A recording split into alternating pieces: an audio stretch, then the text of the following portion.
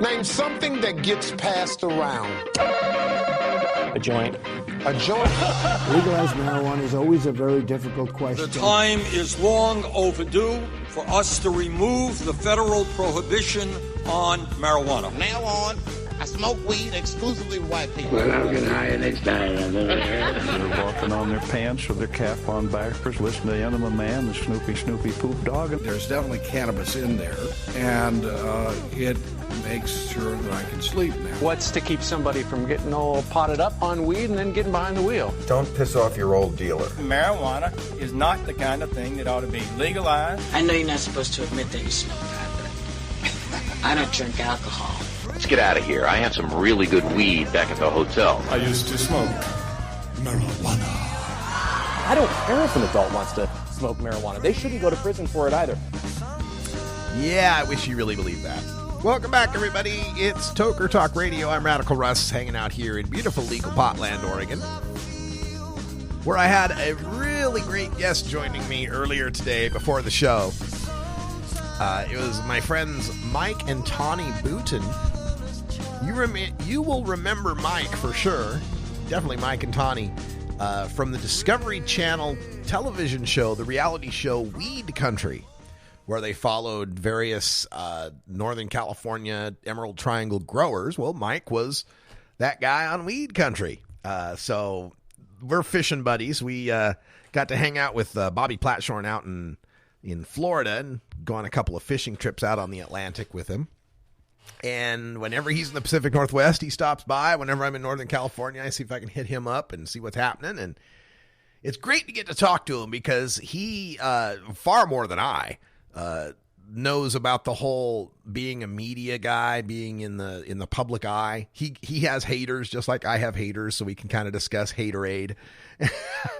Although he's got far bigger profile than I do, having been on a national, very popular marijuana reality show and all. He's like, yeah, I can't go anywhere. People know who I am. They see, like, yeah, I know how you feel. It's kind of weird, isn't it?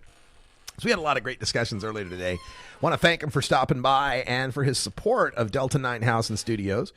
We just had our second set of guests check out today. Couple of great guys from Stanford University who came up north here to enjoy some Portland. They're on their way to Seattle right now. And one of the students, a pre-med student from Nigeria by way of Jordan. So that was cool. We got to talk some international politics, and that was very, very interesting to get his perspective on stuff. Did help me to realize how old I am. These young men keep it, well, thank you, sir. Oh, yes, sir. Well, thank you, sir. They were very polite. Thank you, sir. Oh, yes, sir. I'm like, oh, my God, I'm a sir now. I'm old enough to be a sir. Damn it. Had a great breakfast, too. We got the new waffle maker cranked up. Had some blueberry waffles, real maple syrup. Check it out. If you'd like to be a part of this, if you'd like to follow along and see what's happening here at Delta 9 House and Studios, we got a Facebook page now. It's at facebook.com/Delta9House. That's the number 9, the digit, right? Facebook.com/Delta9House. And if you're going to be coming up here to the Pacific Northwest, we got 2 rooms for rent right here at the studios, and we make breakfast for you. I'm a badass breakfast cook these days, making some good stuff. So check it out, Delta 9 House and Studios. Get booked for the summer because those rooms are filling up fast. I'm pretty shocked at how fast this is taking off. So thanks for helping support this, being a part of it. Also, huge shout out goes to our supporters at the Fingerboard Extension in Corvallis, Oregon, who have renewed their annual advertising for the Russ Belville Show. And we really, really appreciate that. Thank you. The timing couldn't have been better, I got to say. And if you are in the Corvallis area, if you're in Oregon and you're interested in fretted instruments, you want to pick one up, you want to buy a guitar, you want to send someone out to get one fixed, make sure you think of the Fingerboard Extension. Got to make my way down to Corvallis one of these days and visit. I need to buy a new bass, as a matter of fact. It doesn't have to be new. I could use a used bass, but considering that my current bass is a 6-string bass that I bought used in 1994, maybe it's time I got a new bass. So I'm looking for like a 4-string Fender would be nice. Maybe a P bass would be kind of nice. So, or a jazz. I don't know. We'll check it out.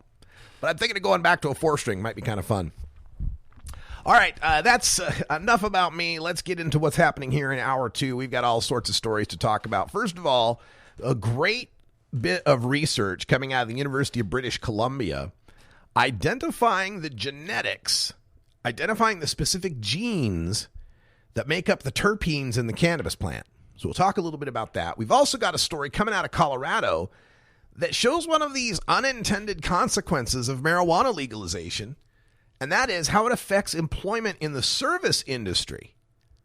That's kind of fascinating. We've also got to look back at the state of Ohio, where the governor there, John Kasich, thinks that medical marijuana has no place in helping to solve the opiate epidemic.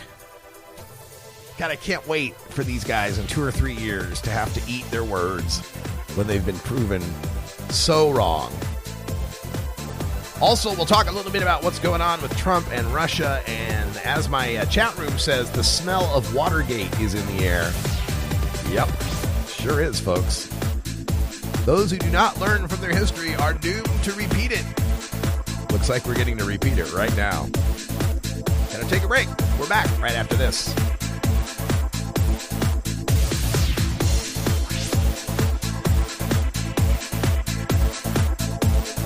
This is the Russ Belville Show on CannabisRadio.com.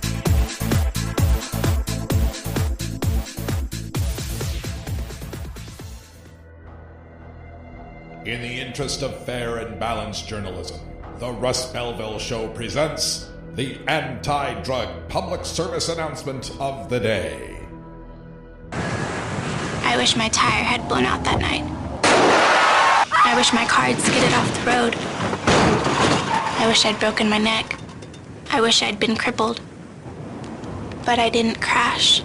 I drove to that party and I did meth for the first time. I did meth, and now this is my life. This is my life.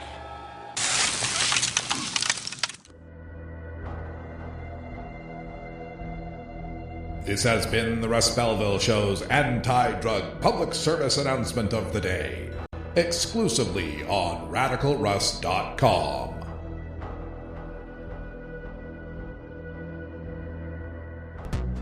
When you are starting up a medical cannabis business, you want a fired-up lawyer who understands the needs of cannabis consumers. The law office of Lauren Vasquez is your fired-up lawyer for the cannabis industry. Visit her website, fireduplawyer.com, or call 1-855-MMJ-LAWS for more information. That's 855-665-5297 for Lauren Vasquez, your fired-up lawyer, or email fireduplawyer@gmail.com. You're not high. You're listening to the Russ Belville Show. Tjena, jag heter David, PKA The Dirtball. Vi ska röka hela tiden, alla år. Okay, maybe you're high too. This is Cannabis Facts from Robert Platshorn's thesilvertour.org, supported by our donors and Hemp Inc., poised to lead America's hemp revolution at hempinc.com. In 1937, the second most prescribed medicine, marijuana, was banned. It wasn't about marijuana. The paper, oil, and chemical industries lobbied to end hemp farming. No longer labor-intensive, an acre of hemp produced more quality paper than 4 acres of trees. Plastics and fibers could be produced from a plant. Hemp can even produce 10 times the energy of today's ethanol. As marijuana prohibition ends, many states now allow farmers to again grow hemp. This was Cannabis Facts from thesilvertour.org, an educational nonprofit supported by our donors and Hemp Inc., a public company poised to process America's hemp crop at hempinc.com.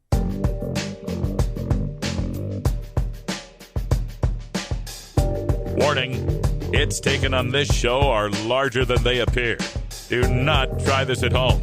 These people are professionals.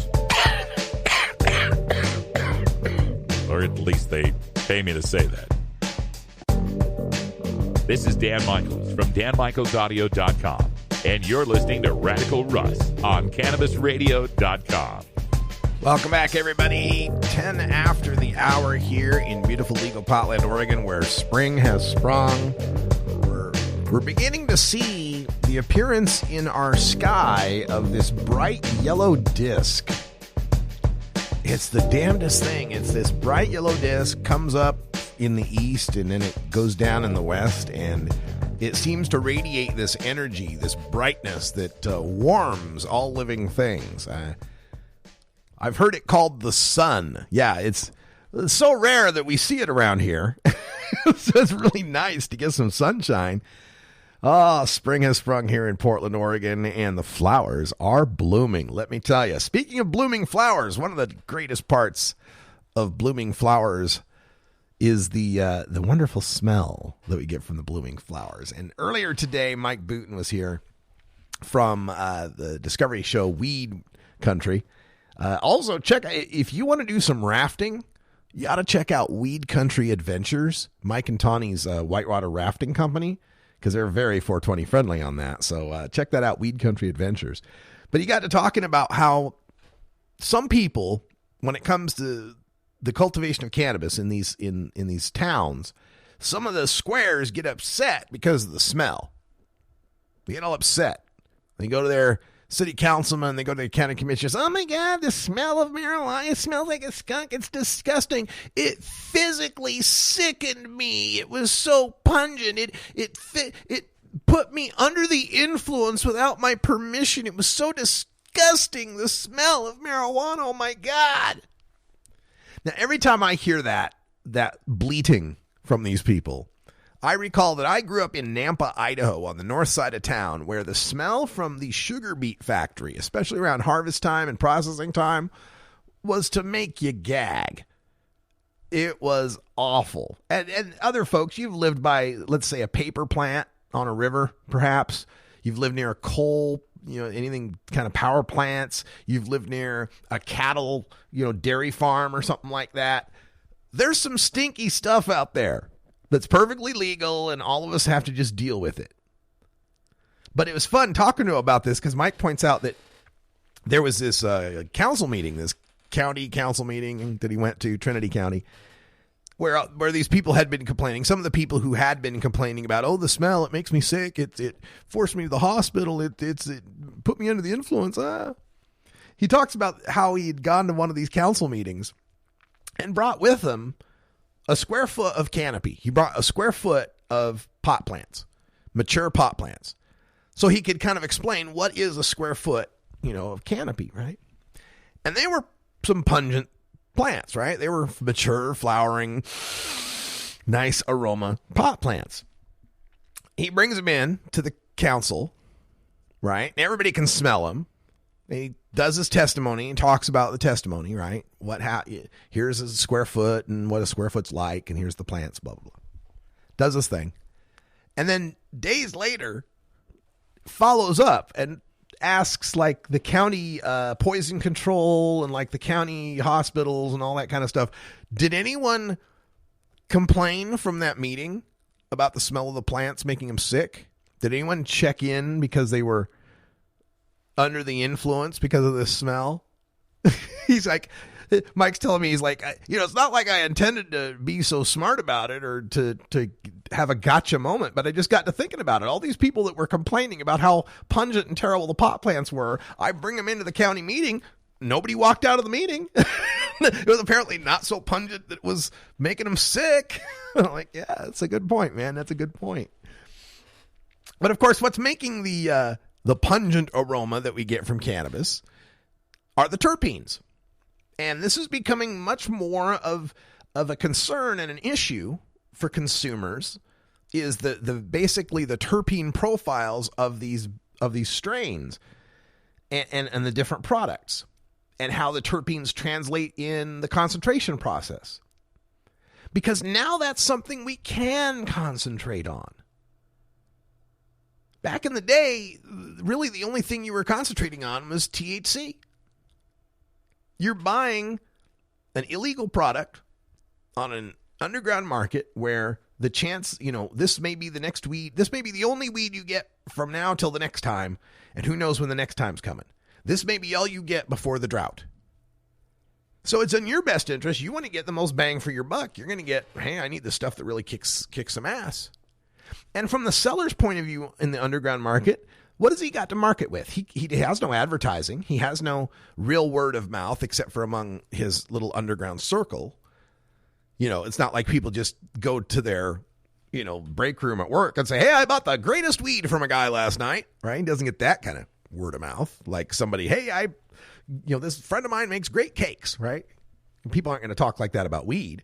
So he's got no advertising. He's got no marketing. He's got no packaging other than the Ziploc baggie. So in the underground market, the only thing you got to sell off of is the potency. Dude X has the bomb. That guy's got the badass weed. And we've seen the results of that. We've seen it lead to a massive increase in the THC content of our plants, but also a massive decrease in the CBD content and a lack of distinguishing much about the terpenes. The plant has been bred for the looks and the potency.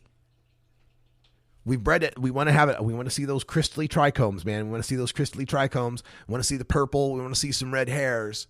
We want a thick, compact bud. We want it to be pungent odor. And we want it to pack a punch.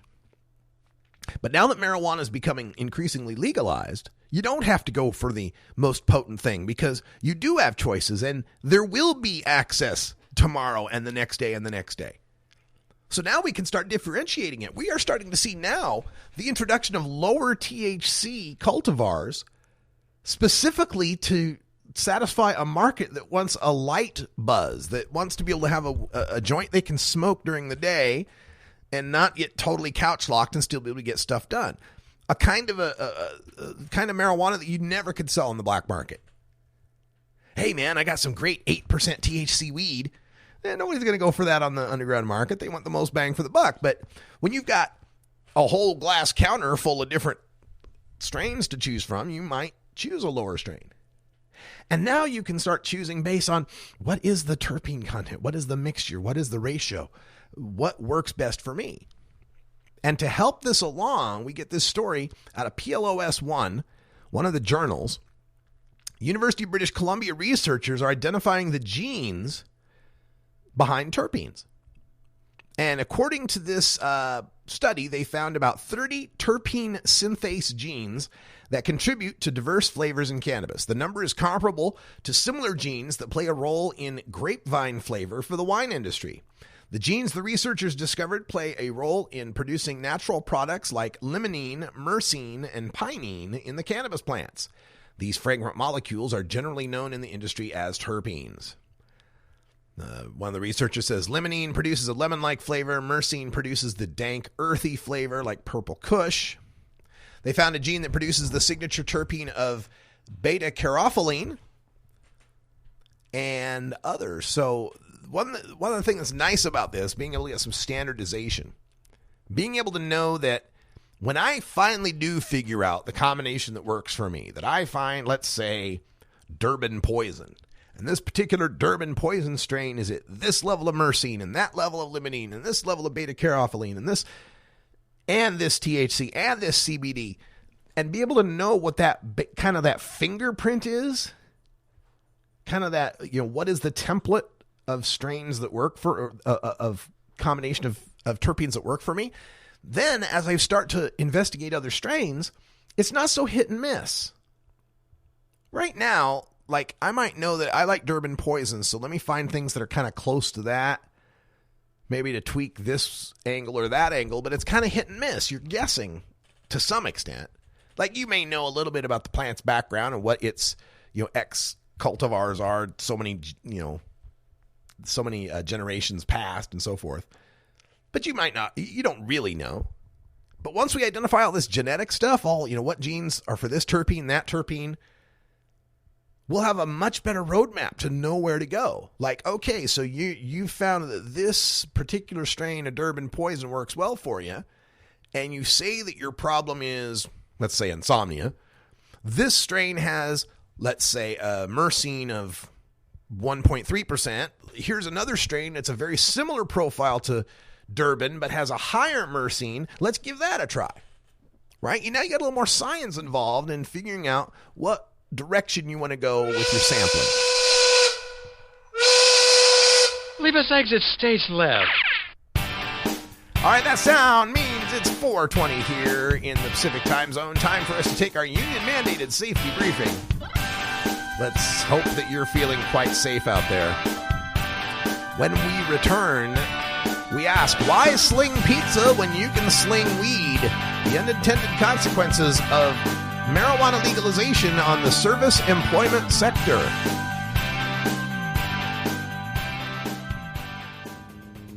Get your tickets now for the Oregon Marijuana Business Conference, happening one day only in Eugene, Oregon on Friday, April 28th. You'll learn all about the latest OLCC regulations for adult use cannabis, including testing requirements, tech and branding, taxes and distribution, and the latest developments in medical marijuana regulations. OMBC features networking with Oregon's leading experts in marijuana, including State Senator Floyd Przansky. You'll also get to hear from author, actor, and punk rock icon Henry Rollins delivering the keynote address. Early bird pricing is available for conference-only and VIP passes, which get you access to the VIP networking events featuring Henry Rollins and other speakers. It's the 2017 Oregon Marijuana Business Conference. Tickets available now at OregonMBC.com. That's OregonMBC.com before April 14th to get your early bird pricing. OregonMBC.com. You're not high. You're listening to the Russ Belville Show. I hope you were as much fun on that dais as you were on your couch. Well. Okay, well, maybe you're high, too. Warning. Hits taken on this show are larger than they appear. Do not try this at home. These people are professionals. Or at least they pay me to say that. Far out, man. I haven't seen a bong in years. A public service message from the Russ Belville Show.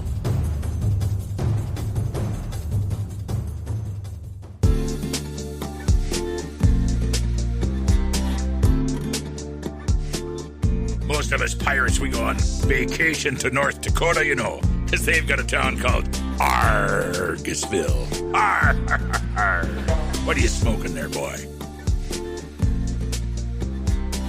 This is Dan Michaels from DanMichaelsAudio.com, and you're listening to Radical Russ on CannabisRadio.com. Welcome back, everybody. 23 after the hour. I'm laughing because I was checking up my Twitter feed during break, and I made a post out there that I sent to Mike because we were joking. We were sitting here joking, and Tawny was talking about somebody she'd spoken to who was asking her about cannabis strands. You know, when people say strands and they mean strains, but they say strands, like strands of hair or strands of thread. You meet people that do this, they say strands. I got a great strand of some Jack hair, man. Like, what, a strand of thread off his shirt? What are you talking about? So, yeah, we were making this joke about people that say strands instead of strains. And I was listening to the replay of the Joe Schrank interview in the first hour where he said cannabinoids. That's the other one that makes me laugh is cannabinoids. There was a cartoon back when I was a kid called the Herculoids. It always makes me think of that. The cannabinoids fighting for truth and justice, right? So I sent a tweet out. That said, irregardless which strands of marijuana have the most cannabinoids in their trichromes anyway. Right? Like, ooh, there's like nails on a chalkboard. Irregardless which strands of marijuana have the most cannabinoids in their trichromes. And I thought that was pretty clearly a sarcastic kind of tweet, right? Well, no. Leave it to the internet to prove that there are some people who are sarcasm impaired. I got this guy who replied to me, it's strains, and some have up to 32% THC. Oh, yes, I know it's strains. Some people are funny. All right, let's get back to the marijuana stories because there's a great piece in the Denver Post's Cannabist, The Cannabist, Why sling pizza when you can sling weed? Denver restaurants face labor competition. Young workers who once saw employment opportunities in the restaurant business are flocking to grow facilities and dispensaries. Interesting, right? Something you hadn't thought about, but they bring up the point here. You know, of course, the weed industry is booming in Colorado. $1.1 billion in profit, $150 million in tax revenue just for 2016. So young workers, people that are just getting their first entry-level jobs that used to take busboy and waiter and cook and server and all that kind of stuff, are now moving into the marijuana industry. They're trimming. They get who did they talk to here? Jennifer Jasinski. She's an alumnus of Wolfgang Puck, the famous chef. She's got a Denver restaurant empire. And she says, quote, cooks take trimming jobs and make $20 an hour. But it's not just that. Pastry chefs are in high demand in the pot world. Laced candies and gummy bears are sought-after treats when they are made well, so pastry chefs and cooks can make them for 3 to 4 times the money a restaurant can pay. All this just exacerbates an already tight workforce in Denver. They spoke to Brian Dayton, who owns 3 popular restaurants in the area, says, quote, our workforce is being drained by the pot industry. There's a very small work pool as it is. Enter the weed business, which pays $22 an hour with full benefits. You can come to work in a kitchen for us for 8 hours a day in a hot kitchen. It's a stressful life. Or you can go sort weed in a climate-controlled greenhouse. It's a pretty obvious choice, end quote. They also say, of course, the alcohol sales are down. He says people are just taking an edible and then foregoing the shot of whiskey or the glass of wine. He says his alcohol sales are down about 2%. He compared notes with distributors and distillers, and they say their sales are also down about 2%. They just say there's no way that they can compete. The woman we mentioned, Jennifer Jasinski, she says her alcohol sales are declined 4%. And that's to the at the restaurant where she serves the youngest clientele. And they spoke to another restaurateur, trying to find where this Bobby Stuckey, who's a James Beard Award winner. And he says, quote, a line cook, it's not a highly paid position. A lot of work, a lot of hours, very intense. And you're having a bad week. It's hard not to quit for a grow facility where you're making several dollars an hour more. He also said there's no way to compete with the siren call of the pot industry. If you make 10% profit in the restaurant business, you are in the Hall of Fame as a great operator. Compare that to most other businesses and presumably the legal pot industry, where if you did 20% profit, you would be fired as the CEO. And this is the situation. The cannabis business has grown quickly. However, it's gotten to the point where there's so many producers competing with each other. They've got to compete for the talent. They got to compete for the workers, and they do so by providing better benefits, better wages. They spoke with Michael Leibowitz. He owns Veritas Fine Cannabis. It's a growing company. He says, quote, for the first 6 years, you could just put weed in a bag and sell it. Now supply has caught up and almost outstripped demand. We consider our brand to be high-end cannabis, and you need skilled workers to help achieve that, end quote. And his cultivators start at $20 an hour.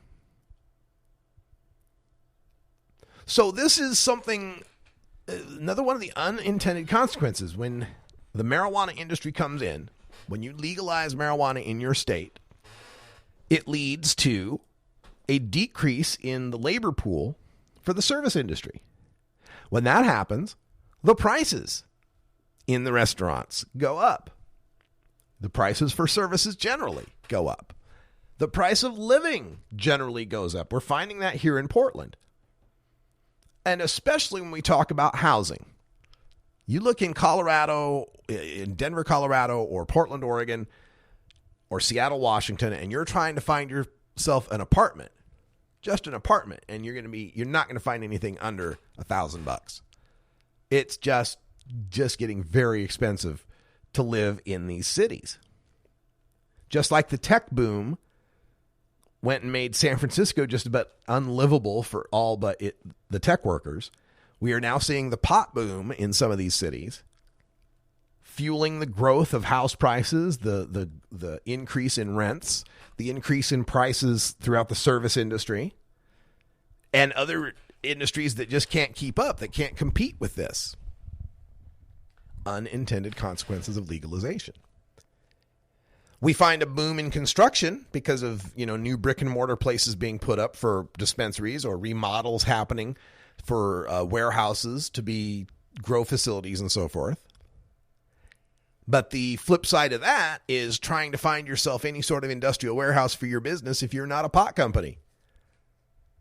Trying to find industrial warehouse space in Denver these days is just about impossible. And when you do, it's much more expensive than you'd find in most other cities, because all of these warehouses are getting bought up and rented out for growing cannabis. This is a type of a bubble economy, though. It's something that we are going to see a crash. I don't know how soon it's going to happen. I think it's going to take California coming online and really depressing the prices of cannabis for us to see the crash that's the pop of this bubble that's inevitable. Because all of this marijuana economy, all this, it's the fastest growing industry, it's doing so great, is once again based on artificially prohibition inflated prices. There is not this much money to be made in marijuana. There is this much money to be made in prohibition. And the more states come online with legality and legal production, the lower that wholesale price is going to become, the lower the cost of production is going to become. And when that happens, when we see the price of marijuana decrease to where it ought to be, $30 an ounce maybe, hell, $3 an ounce maybe. And we get down to that level, and this economy that's built on paying warehouse workers $20 an hour plus benefits, of investors that are expecting 25% growth every year, of business owners who are expecting to be flush with cash and just making money hand over fist, that's eventually going to come to an end. That's going to eventually pop. There'll be some point at which enough states are legal and enough marijuana is being produced that whole model comes tumbling down. And I don't know where it rebounds from that point. I don't know what happens after that, once we get to that point. The worry I have is a lot of states will start comparing the cost of their regulations and testing against the money they're bringing in from marijuana and recognize that it's not enough. They'll want to tax it even more. And that artificial inflation of the price of marijuana brings back the problems that we faced from prohibition, brings back more of the underground dealing, brings back more of the crime and all the stuff we were legalizing this to get away from. It's going to take some time. It's going to be full of fits and starts. It's going to be interesting to see how this turns out. I don't know. I know a lot of young people that are involved in the marijuana industry. I know if I were in one of these legal states as a young man, it would be tough to convince me to go work in a restaurant. That'd be really difficult to try to want to go get minimum wage and put up with people's crap when there's a trimming job waiting for $20 an hour plus benefits. Much rather get my fingers sticky. Sounds a whole lot easier, doesn't it? But what strand would that be? What strand would that be? My roommate is back, folks. Yes, what strand does have the most cannabinoids in its trichromes? We've got to find that out. Hey, we're going to take a break, and when we come back, we've got some discussion of news from Ohio, where the governor there, John Kasich, former presidential candidate, doesn't think that marijuana has any place in helping to solve the opiate epidemic. We'll drop some science on him when we return.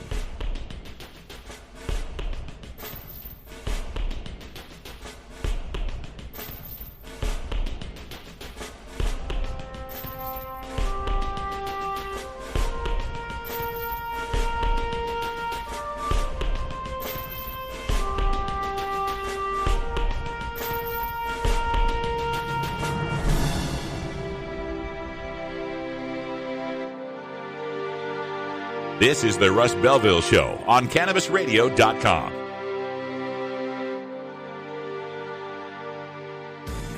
At Herbie's Cannabis Seeds, we pride ourselves on bringing you the best quality seeds from the world's most respected cannabis seed producers, all at the lowest online prices. You can find Herbie's Seeds at herbiesheadshop.com. All cannabis seeds are sold as souvenirs and as a means of preserving cannabis genetics. Herbie's Seeds in no way intends to condone, promote, or incite the use of illegal or controlled substances. We strongly urge all prospective customers to check their national laws prior to placing an order. Herbie's Seeds at herbiesheadshop.com. Proud sponsors of the Russ Belville Show and 420 Radio. You're listening to the Russ Belville Show. As a freshman member of the Oregon legislature, I was able to vote as my state was the first to decriminalize. You can find Radical Russ online everywhere. Warning. Hits taken on this show are larger than they appear. Do not try this at home. These people are professionals. Or at least they pay me to say that. Bueller.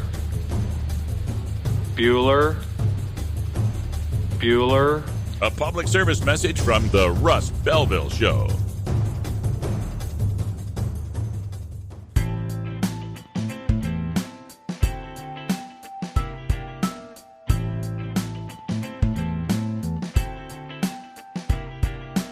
And blue blasten Gergen, Pfaffen der Blasten, Schnurb Norben.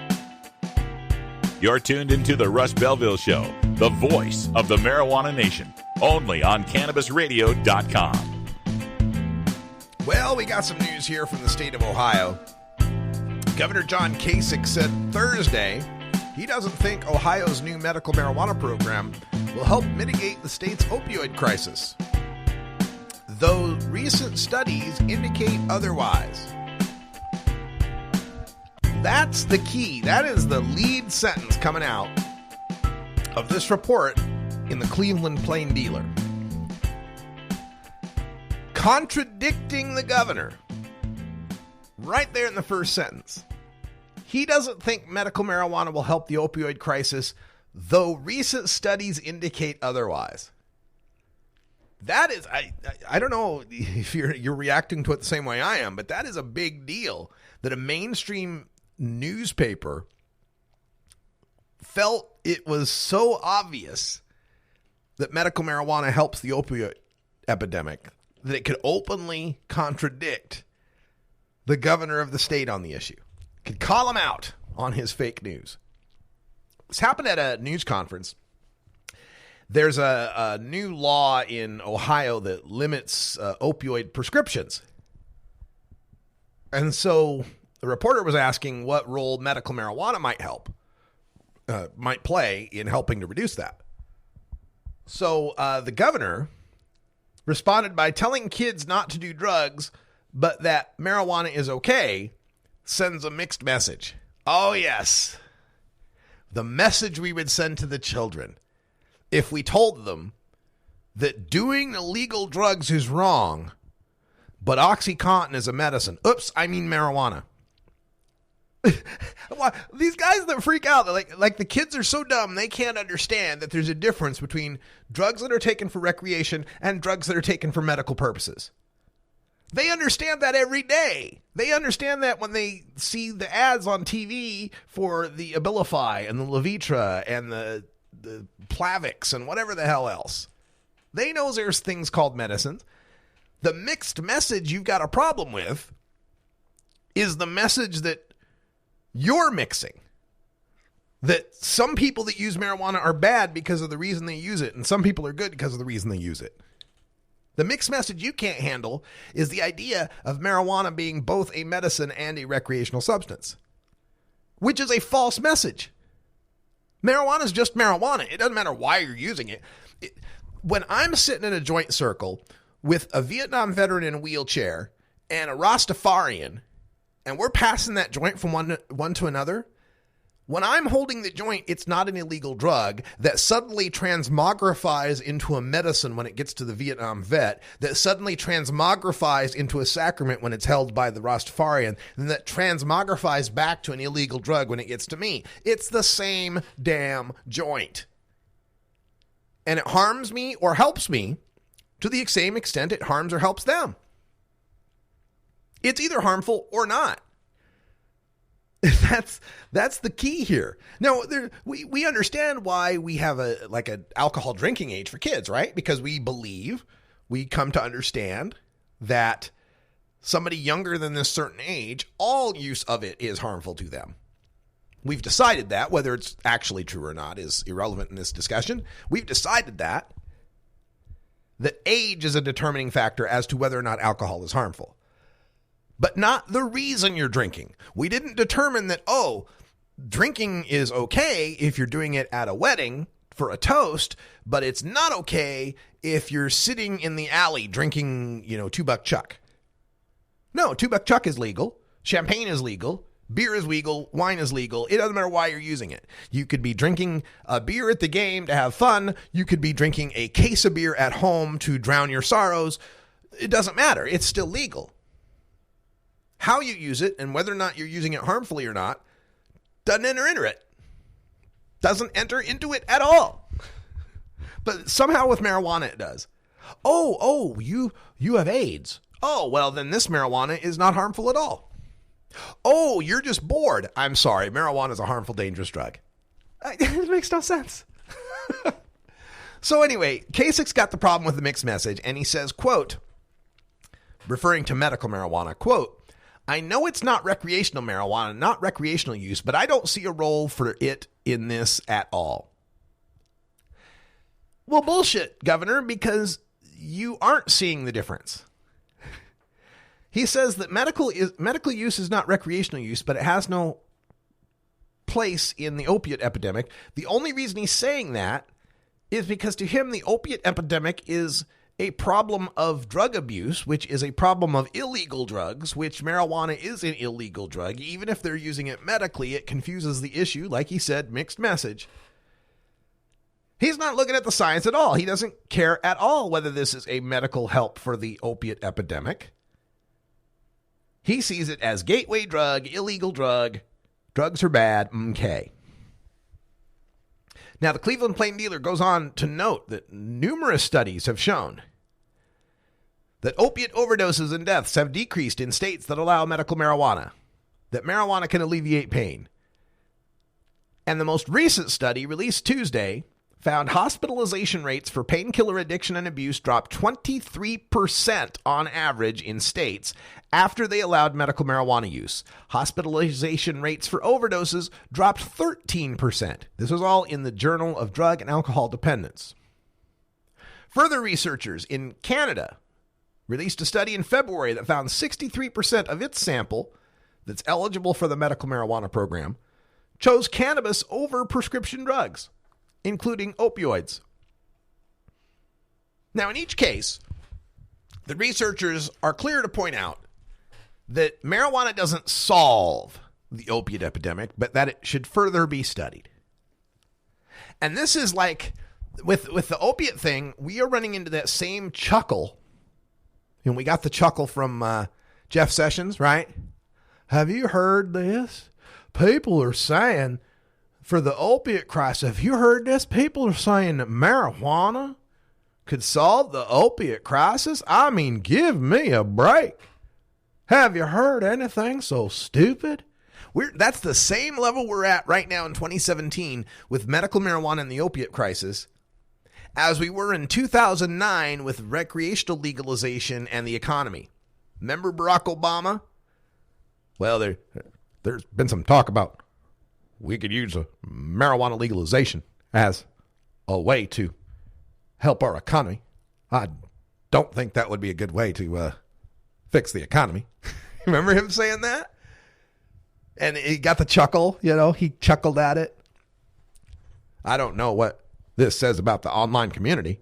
Remember him saying that? The little joke about us, little shade. Wasn't laughing so much by the time 2015, 2016 rolled around and we'd racked up $200 million in tax revenue. But both of these suffered from the same fallacy of logic. This all or nothingism. I forget what the actual name of the fallacy is. It's got a Latin name, but it's this argument that you can only argue that you're only arguing for all or nothing, for the whole thing, black or white, right? that marijuana legalization will solve the economy, that medical marijuana will solve the opiate addiction crisis. No, neither of those things are true. But they'll sure will help, right? Legalizing marijuana does not solve your economic problems. The amount of tax revenue you get from marijuana as in relation to your state budget is a drop in the bucket. However, it's one more drop in the bucket than you were getting. It's more drops in the bucket than you got from prohibition. And likewise, the medical marijuana is not going to solve the opiate epidemic, but it's going to help. You're going to have fewer people dying. It's not going to keep everyone from dying, but you'll have fewer people dying. So why not make some progress here, Governor Kasich? For him not to recognize what these studies are beginning to show is just unconscionable. And Kasich, by the way, referring to medical marijuana, he also added, quote, "I don't like the whole thing, medical marijuana. It got passed because somebody was going to have a broader law," end quote. And what he's referring to the fact that the Ohio legislature passed its limited medical cannabinoid law because MPP, Marijuana Policy Project, was there in Ohio, and they were going to put together an initiative that allowed people to home grow, allowed them to actually have smokable cannabis, smokable marijuana. And so the Ohio legislature undercut them by passing this watered down medical marijuana light thing to get MPP to drop their initiative, which they did. So Kasich's even saying that, well, we only have medical marijuana because we had to take this or it'd be something worse. So he's not even giving any credence to the people who are being helped, the people whose lives are improved by the current limited medical cannabinoid program they've got there, where you can't grow your own. You cannot get any marijuana. That's why I don't call it a medical marijuana state. As far as I'm concerned, Ohio, Pennsylvania, New York, Minnesota, these are not medical marijuana states. If I can't get marijuana in my hand as a patient, if I cannot have a bud of marijuana, the dried flowering tops of cannabis plants prepared for smoking, usually seedless, if I can't get that plant material in my hand and smoke it, it's not a medical marijuana state, because that's what marijuana is. It's a medical cannabis state. It's a medical cannabinoid state. I can get cannabis oils. I can get sprays. I can get tinctures. I can get edibles. Then you're allowing me to have medical cannabinoids. You're not allowing me to have medical marijuana. But there is some good news. I was doing some updates in Virginia. They went and passed that, Terry McAuliffe, the governor there, passed the law that is going to begin the production of THC oil or CBD oil in Virginia. And this is big news because we've talked about these CBD oil states. Like all of the 11 states of the Old South have these CBD oil laws. And also some of the Midwest, Texas, Oklahoma, Missouri, Ohio, Iowa, Wisconsin, Wyoming, and Utah. They all have these CBD laws. But there are all these laws that allow you to possess it if you got it from somewhere else, right? Like in Iowa, you can have CBD oil. Okay, where do I get it? Well, we don't know. But if you find it somewhere, you can have it. Well, this means all these people are like breaking federal law by going to Colorado or some other place and getting the oil and then bringing it back. That's breaking trafficking laws, right? Well, finally, some of these states are figuring this out. So Virginia is one of them. Virginia, Missouri, and Texas are the three of these CBD states now that are going to start allowing for the production of cannabidiol oil within the state. So this is a part of my Marijuana States of America map, and I'm updating the map. We'll get this put up online shortly. I'm updating it for April of 2017 because now we'll have 3 states where people can buy cannabidiol. I've also changed the rating on Nevada. I've made it a state like Washington State where adults can buy, but only patients can home grow. As far as I'm concerned, if you've got a 25-mile halo rule on my right to grow cannabis, then I don't have the right to grow cannabis. It's a privilege, so not everybody has it. Basically, my map has different shades for all the different types of medical marijuana and regular marijuana laws. And I'll have that online on my @RadicalRuss on Twitter, Facebook, Instagram, and Pinterest later tonight. We're back in just a couple of minutes to wind things up. Stick around. This is the Russ Belville Show on CannabisRadio.com. New beginner guitars and banjos are often constructed much better than ones built before your time. Why struggle? Get a new instrument or fix the old one. The trusted professionals at the Fingerboard Extension will evaluate your instrument for free. Repairs are priced for people who work for a living. Stop by the Fingerboard Extension downtown Corvallis at 120 Northwest 2nd Street today, or check out its inventory on the web at fingerboardextension.com.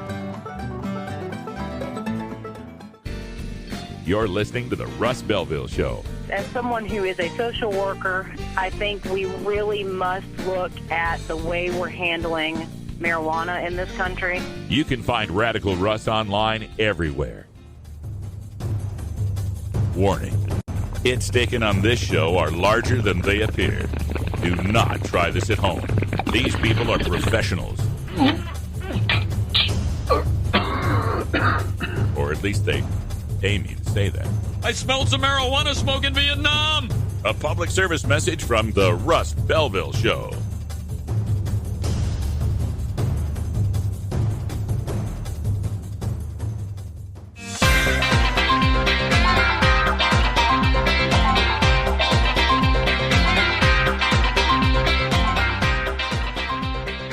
Yar, thar be pirates here.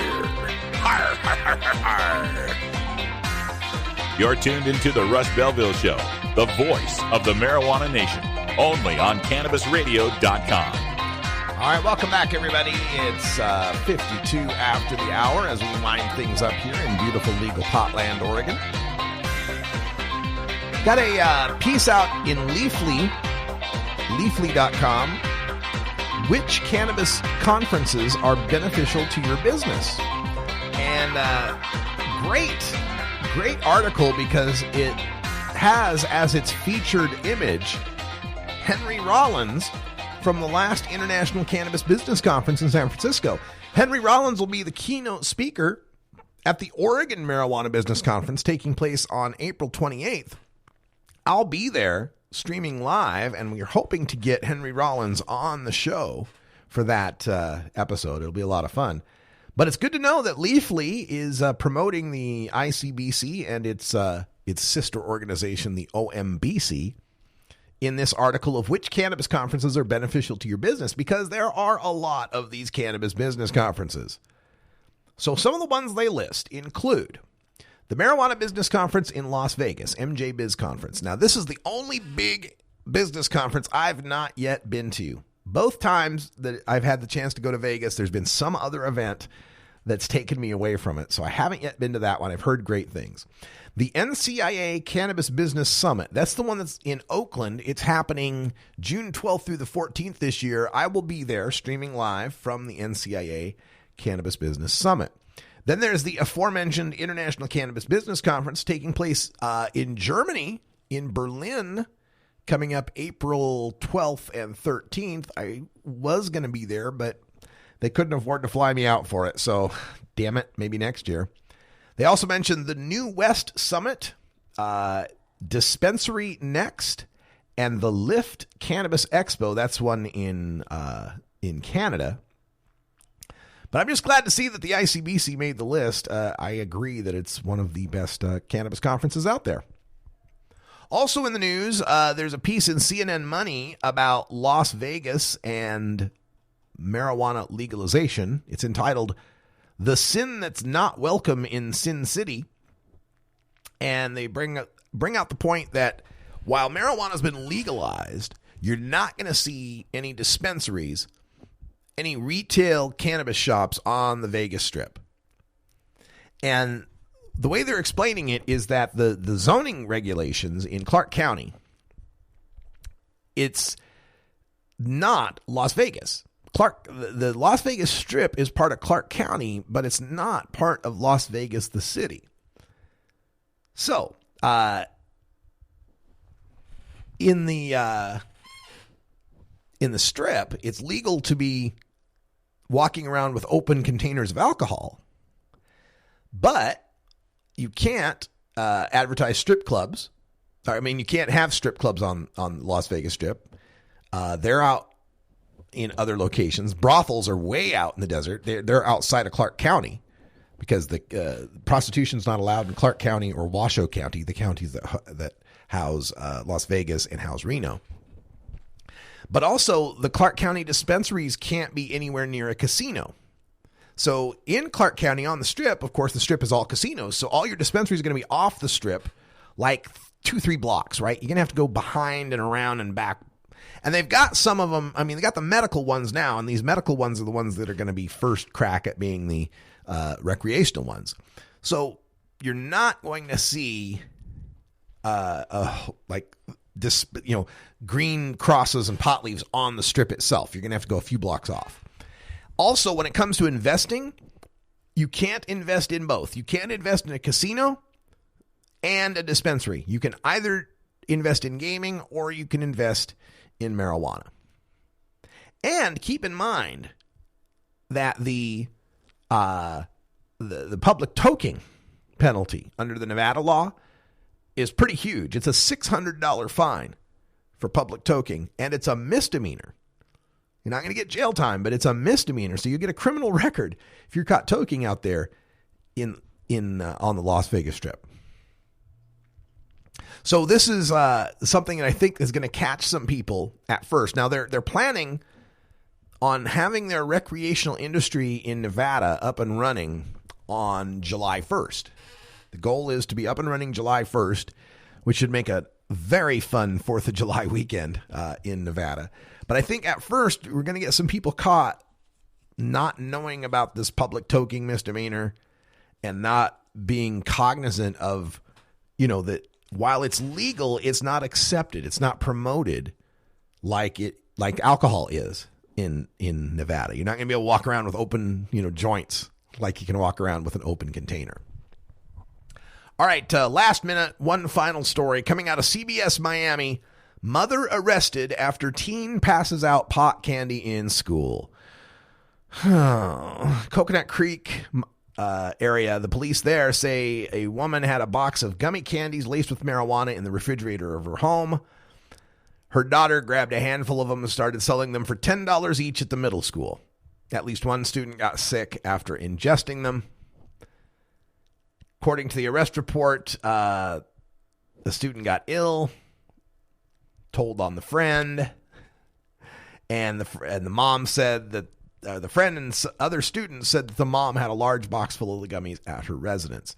Police went to the home and found a box with more than 80 of the gummies inside. Detectives wrote in the arrest report, she immediately began yelling at her daughter, "Look what you did. You brought these cops into my house. You thought you were going to make some money?" And that she, quote, messed everything up, end quote. Oh, man. Well, you got to lock up your stuff, people. And again, I always have to give this disclaimer. I have no kids that I'm aware of. I've never been a father of teenagers. But you got to lock your shit up. You can't just have the bag of medicated gummy bears sitting in your fridge. I'm sorry. You've got to lock your shit up. Stories like this are what Kevin Sabet lives for. Now he's going to be spraying it all over Florida. See, we got medical marijuana in Florida, and look what happens. Gummy bears in the schools. Oh, my God. Well, that's all the time we got for today. Thanks for joining us. It's been a lot of fun. We'll be back tomorrow with more news and views you can use for the cannabis community.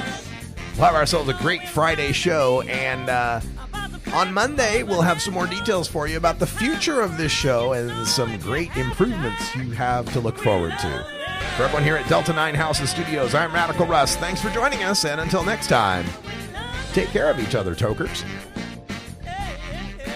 This is the Russ Belville Show. The Russ Belville Show is blogging and podcasting daily at RadicalRuss.com.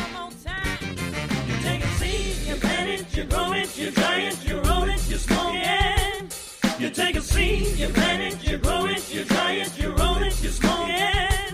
You take take a seed, you plant it, you grow it, you dry it, you roll it, you smoke it, and it goes down smooth. You're listening to the Russ Belville Show. I don't drink, I don't smoke pot, but I drink and I smoke pot. And I will tell you that there is a huge difference between marijuana and alcohol. You can find Radical Russ online everywhere.